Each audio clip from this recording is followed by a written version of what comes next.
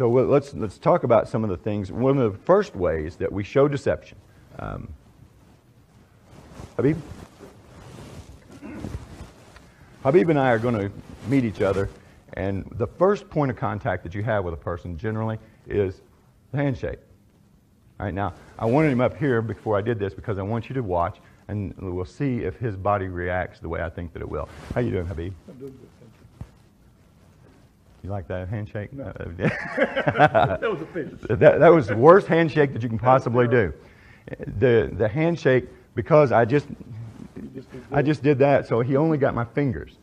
And when part of a handshake is a primitive gesture, and what you want is you want the palms to touch.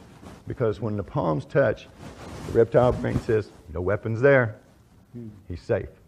He can also gauge my temperature, he can gauge a lot of things about me.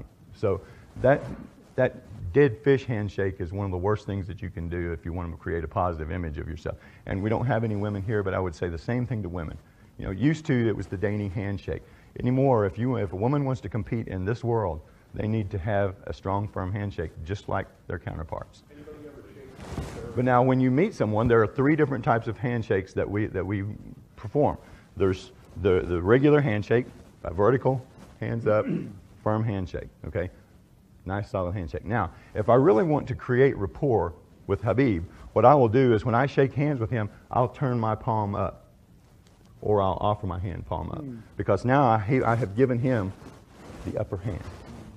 He's in control. Now, what I can do with that is also I can pull that in. Okay, when I pull his hand in towards my core and my hand is up, he is now in control. He is close to the most vulnerable part of my body, and he's in charge. Here's your chance.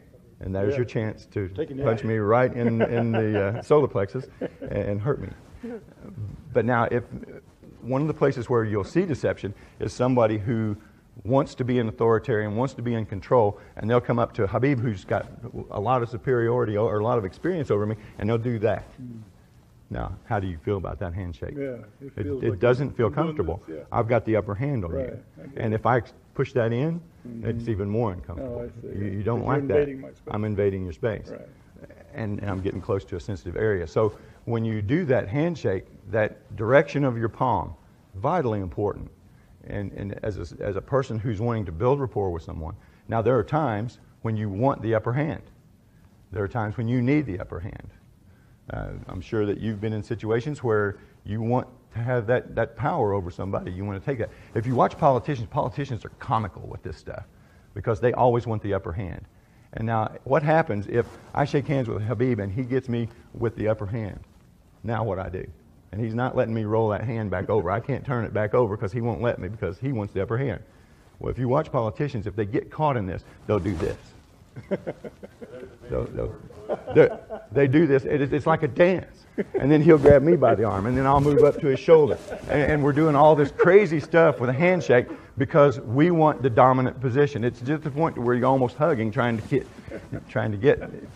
that position. So when you really want rapport building, that's the first step in making a positive impression, is that handshake.